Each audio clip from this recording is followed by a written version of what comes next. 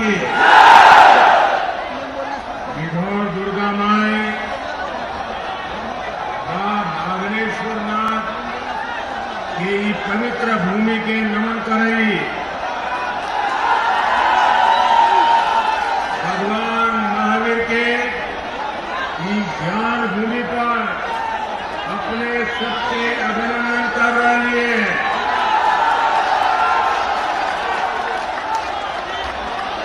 यहाँ जमुई के साथ साथ मुंगेर और नवादा से भी आए हुए लोगों के दर्शन करने का मुझे मौका मिला। आप सभी को आदरपूर्वक मेरा प्रणाम। साथियों, आपका एक चौकीदार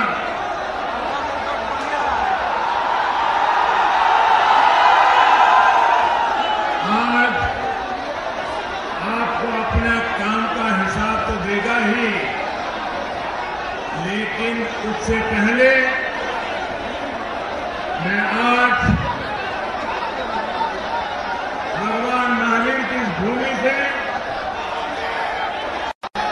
बिहार का,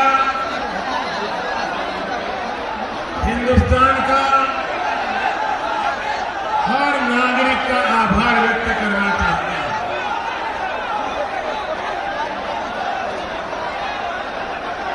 आज इस अवसर पर मैं हमारे साथी श्रीमान नीतीश जी, श्रीमान जी और बिहार की पूरी टीम का भी धन्यवाद करना चाहता हूं।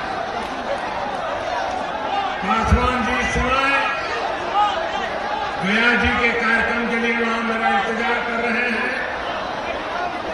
बिहार के विकास के लिए यहां की टीम ने, यहां के नेतृत्व ने, नीतीश जी, रामलीला जी, सुशील जी, नित्यानंद जी, रविशंकर प्रसाद जी ने सबने मिलकर के जो मेहनत की है, परिश्रम किया है और आज बिहार का नाम रोशन किया है, उन सबका भी मैं अभिनंदन करना चाहता हूं। बिहार के इन दिग्गज नेताओं ने आपके इस चौकीदार को और मजबूत किया है। भाइयों और बहनों, चौकीदार के लिए स्वहित से ऊपर जनहित होता है। साथियों, जो लोग सिर्फ सत्ता के जीते, सत्ता के लिए जीते हैं, वो राष्ट्रहित के बारे में कभी सोच नहीं सकते। आपने भी महामिलावट के कई रंग देखे हैं। जम्मू कश्मीर के पूर्व मुख्य सीएम श्रीमान उमर अब्दुल्ला जी का बयान सुनकर के पूरा देश चौंक गया। श्रीमान उमर अब्दुल्ला जी ने जम्मू कश्मीर के लिए अलग प्रधानमंत्री पद होना चाहिए, ऐसी मांग रखी। मैं जनाब आप लोगों से एक सवाल पूछना चाहता हूं, आप जवाब देंगे? सबके शुभ, ये जो दूर दूर खड़े हैं वो भी जवाब देंगे? क्या बताइए, भारत में 2 प्रधानमंत्री होने चाहिए क्या?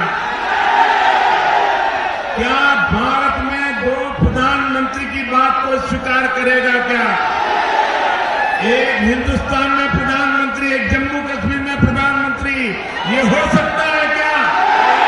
किसी को भी मंजूर है क्या? आपका विरोध है कि नहीं है? आप डट करके विरोध करेंगे कि नहीं करेंगे? लेकिन आप देखिए, जो बात यहां गांव के लोगों को समझ आ रही है, पढ़े लिखे हो, अनपढ़ को उनको समझ आती है, ये बात कांग्रेस आरजेडी को, इनके सभी महामिलावटी नेताओं को समझ नहीं आ रही है। तो आपको समझ आ रहा है, वो उनको समझ नहीं आ रहा है। पता नहीं क्या हुआ है।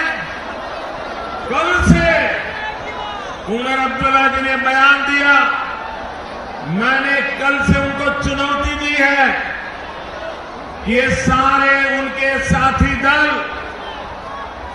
देश को विश्वास दें कि ये 2 प्रधानमंत्री वाली मांग वे उससे सहमत नहीं है। ये उनके सभी साथी दलों ने बोलना चाहिए, नहीं बोलना चाहिए? कांग्रेस ने बोलना चाहिए, नहीं बोलना चाहिए?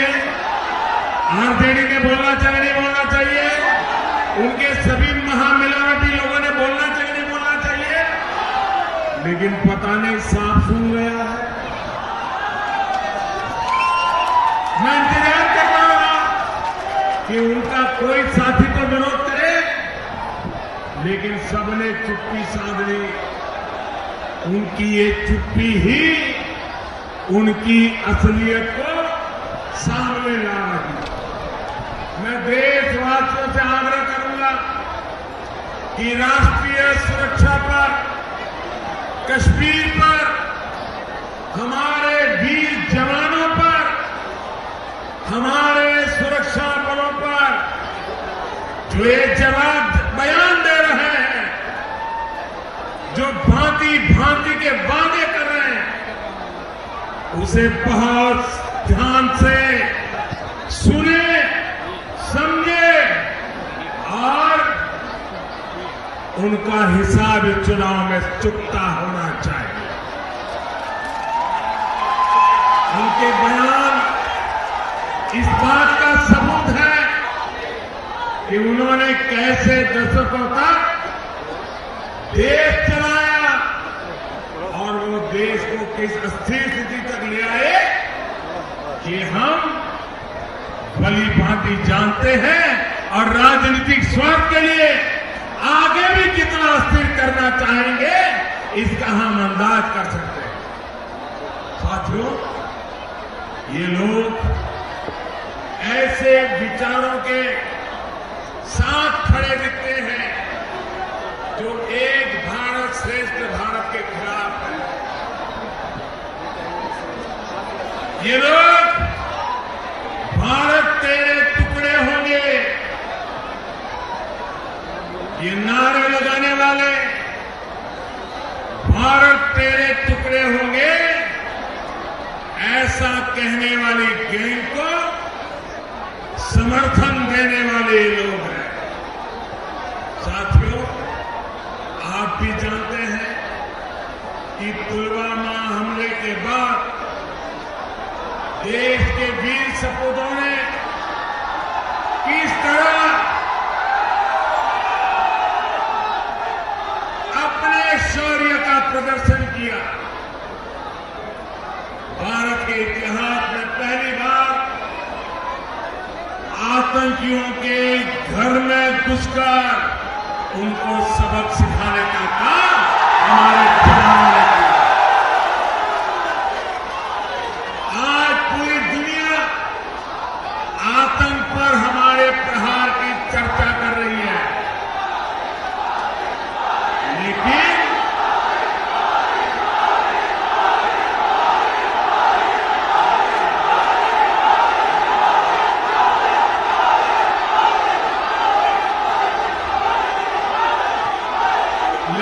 महामिलावटी कहते हैं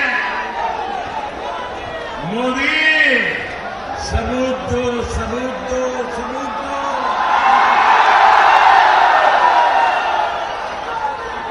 क्या ये हमारे विरोधियों की इस भाषा से आप सहमत हैं? देश की सेना पर आपको भरोसा है? मुझे जरा पूरी ताकत से बताइए, देश की सेना पर आपको भरोसा है? देश के वीर जवानों पर भरोसा है? देश की सेना जो कहे उसमें आपका विश्वास है? आपका है, लेकिन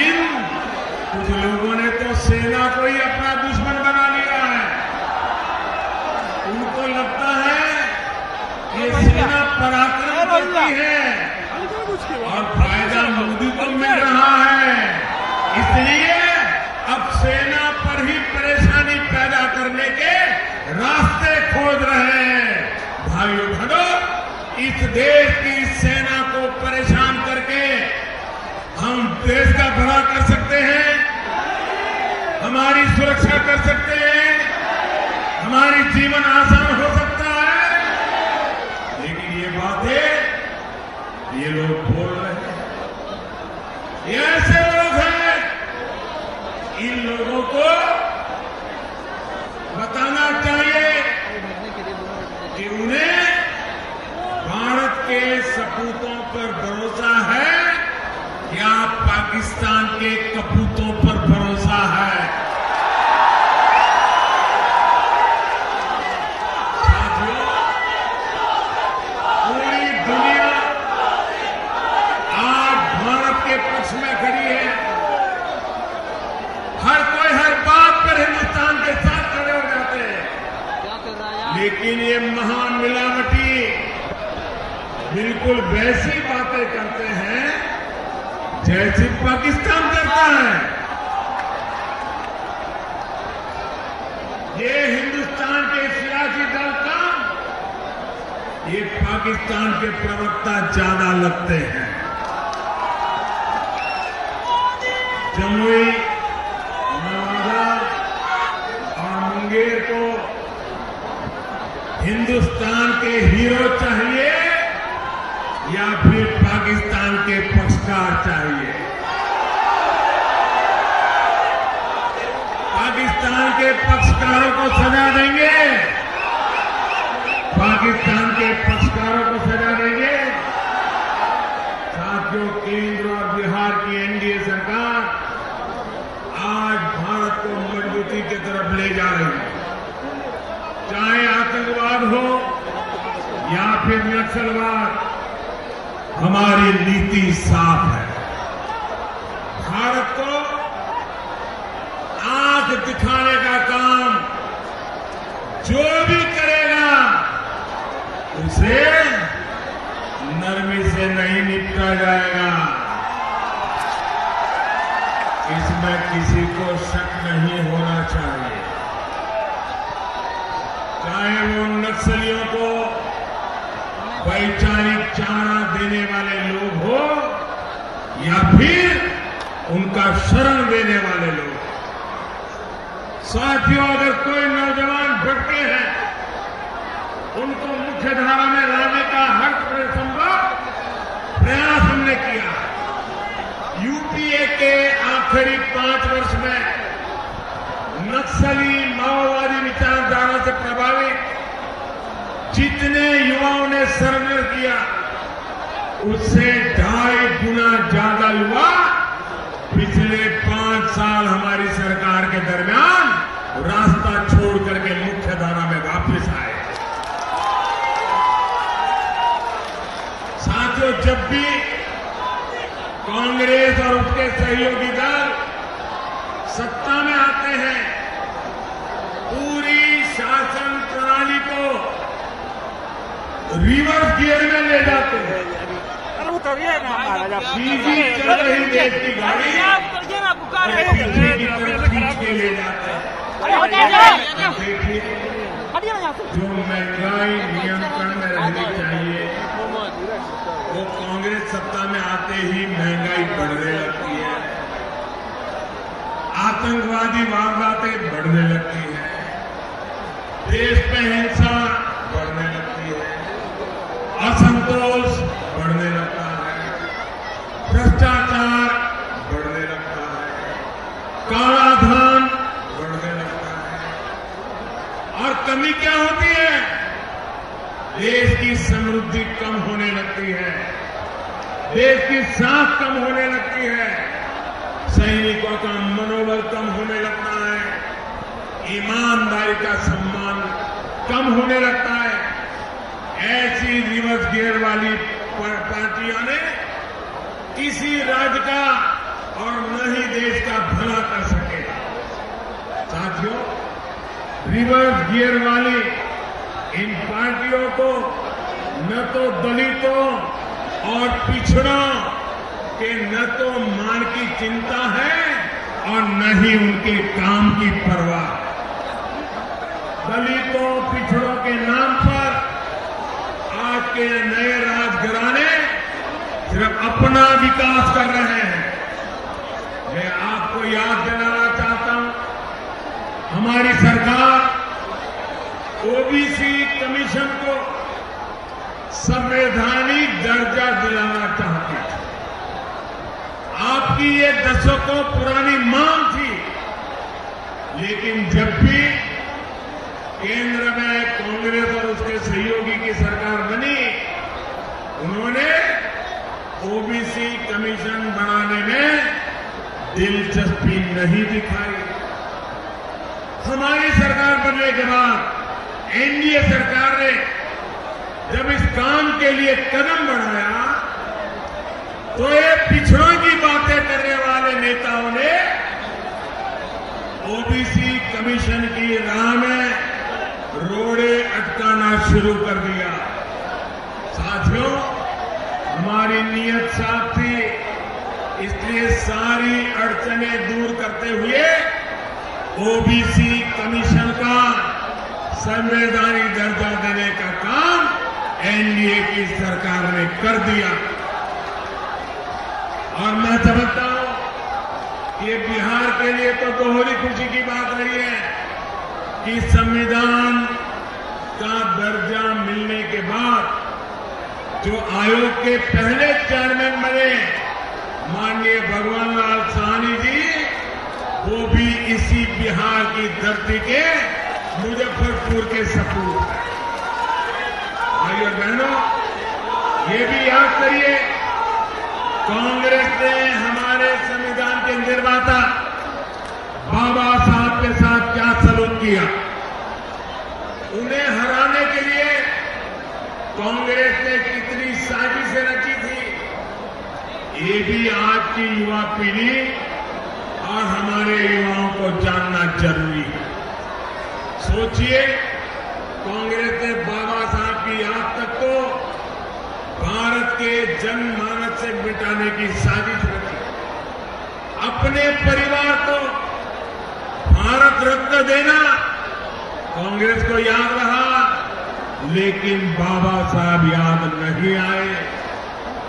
बाबा साहब को भारत रत्न मिला तो बीजेपी और उसके सहयोगियों के लगातार प्रयास की वजह से मिला। भाई और बहनों, बाबा साहब का जितना अपमान कांग्रेस ने किया है, उतना किसी और दल ने नहीं किया। कांग्रेस ने बाबा साहब के साथ जो किया था, उसके बाद मैं मानता हूं कि जो भी बाबा साहब को पूजनीय मानते हैं, वो कभी भी कांग्रेस का साथ नहीं दे सकते। लेकिन कुछ राजनीतिक अपनी स्वार्थ सिद्धि के लिए, सत्ता पाने के लिए बाबा साहब के नाम का इस्तेमाल कर रहे हैं। ये वही लोग हैं जो आपातकाल में जेल गए थे। जयप्रकाश नारायण के नेतृत्व में कांग्रेस के खिलाफ लड़ाई लड़ते थे, आदर्शों की बातें करते थे। ये वही जमात जो कभी जेपी कहा करती थी, वो आज कांग्रेस की गोद में जाकर के बैठ गए हैं। भाई, सत्ता का मोह क्या स्वाभिमान से बड़ा होता है? खैर, जिन्होंने बिहार के स्वाभिमान की चिंता नहीं की, उनसे इस बात की भी उम्मीद नहीं की जा सकती।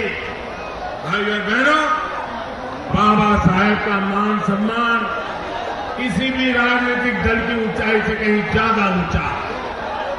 कांग्रेस द्वारा उनका अपमान हम इतिहास से नहीं मिटा सकते, लेकिन आने वाली पीढ़ियां उनका नाम सुनकर गर्व महसूस करें, उनसे प्रेरणा लें, इसके लिए कोशिश जरूर कर रहे हैं।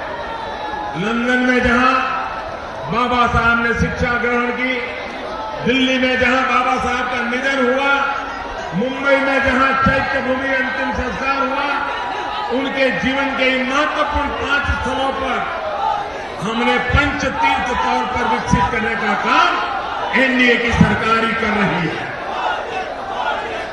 हर साल 26 नवंबर को संविधान दिवस के तौर पर मनाने का फैसला भी एनडीए की सरकार ने किया।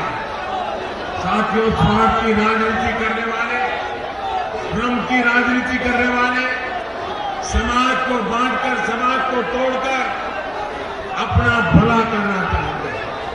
हर चुनाव में आरक्षण का विषय लेकर के आ जाते हैं। आपको डराते हैं कि मोदी आरक्षण खत्म कर लेगा। जब मोरारजी भाई की सरकार बनी तब भी ऐसे बातें की, जब अटल जी की सरकार बनी तब भी ऐसी बातें की, जब मोदी की सरकार बनी तब भी ऐसे बातें की। ये ऐसे ही झूठ चलाते रहते हैं। पहले के चुनाव में भी हुआ है और इस बार भी ऐसा किया जा रहा है।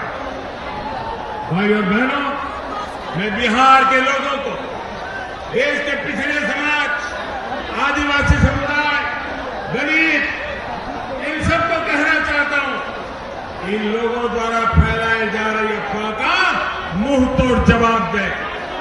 मोदी ही क्या, कोई भी आपके आरक्षण को हाथ नहीं लगा सकता।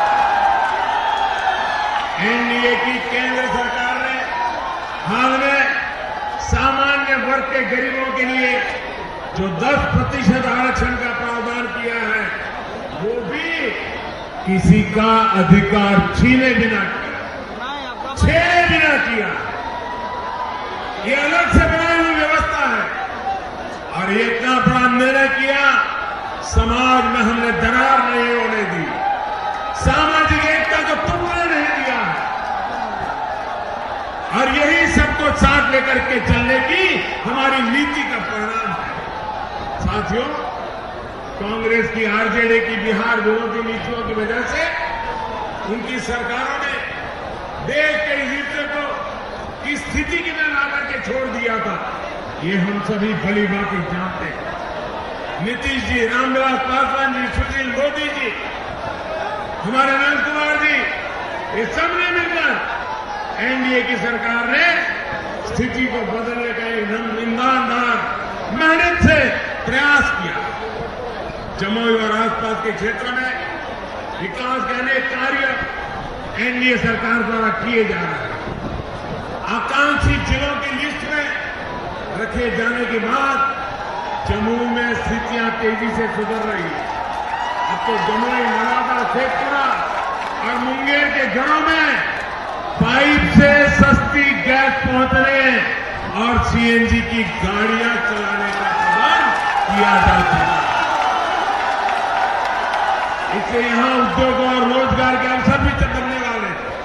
भाइयों बहनों, हमारी सरकार की कोशिश है कि आपके जीवन को हर तरह से सुगम बनाया जाए। एनडीए सरकार द्वारा बिहार में कनेक्टिविटी पर बहुत जोर दिया जा रहा है। गांव-गांव तक सड़क पहुंचाना हो या फिर गंगा जी पर पुल बनाने का काम हो, यहां की अधूरी सिंचाई परियोजनाएं, सभी को पूरा करने के लिए काम निरंतर जारी है। इसी प्रकार पीएम किसान सम्मान निधि से बिहार के 1.5 करोड़ से अधिक किसान परिवारों को हर वर्ष हजारों करोड़ रुपयों की सीधी मदद खाते में जमा होनी शुरू हो चुकी है। जिन किसानों को अभी ये मदद नहीं मिली है, उनको भी ये बहुत जल्द पहुंचने वाली है। साथियों, बिहार के 1 करोड़ गरीब परिवारों को 5 लाख रुपए तक की मुफ्त इलाज की व्यवस्था भी इसी एनडीए सरकार ने की है। आयुष्मान भारत योजना से करीब 19,000 गरीब मरीजों का इलाज मुफ्त में हो चुका है। इसी तरह आज गरीबों को अपना पक्का घर मिल रहा है। गरीब परिवारों के घरों में शौचालय बनाए गए हैं। लाखों गरीब बहनों को उज्ज्वला योजना के तहत मुफ्त में गैस कनेक्शन दिया गया है। सिर्फ 100 से 200 रुपये महीने जमा कराकर हमारे श्रमिक साथी 60 साल की उम्र के बाद 3,000 रुपये की पेंशन पा सके, इसका प्रावधान भी एनडीए की सरकार ने किया है। साथियों, देश की सुरक्षा हो, गरीब किसान का सम्मान हो या भारत का अभिमान हो, हम सभी चौकीदारों को इसकी रक्षा करनी है। मैंने कभी दावा नहीं किया कि मैंने सारे काम पूरे कर लिए। वो 70 साल के बाद भी दावा नहीं कर सकते, तो मैं 5 साल में कैसे कर सकता? अब भी बहुत कुछ करना है, बहुत कुछ करने का मजा है, और इसके लिए निरंतर प्रयास की जरूरत है, और उसके लिए मुझे आपके निरंतर आशीर्वाद की भी जरूरत है।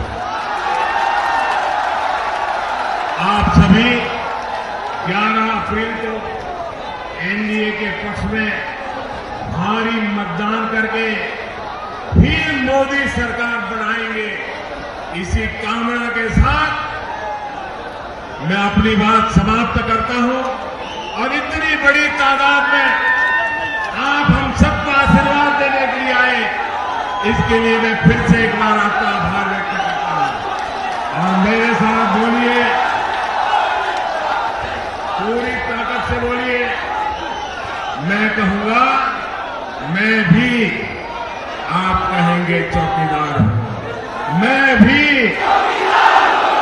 मैं भी, मैं भी, गली गली में, गली गली में चौकीदार, गली गली में, चौके चौके पर, गांव गांव में, शहर शहर में, बच्चा बच्चा, हर बुजुर्ग, माता बहनें, घर घर में, खेत खलिहान में, बाग बगीचे में, देश के अंदर, सीमा के ऊपर, आइए भाइयों बहनों, सारा हिंदुस्तान, सारा हिंदुस्तान, आपका बहुत बहुत धन्यवाद।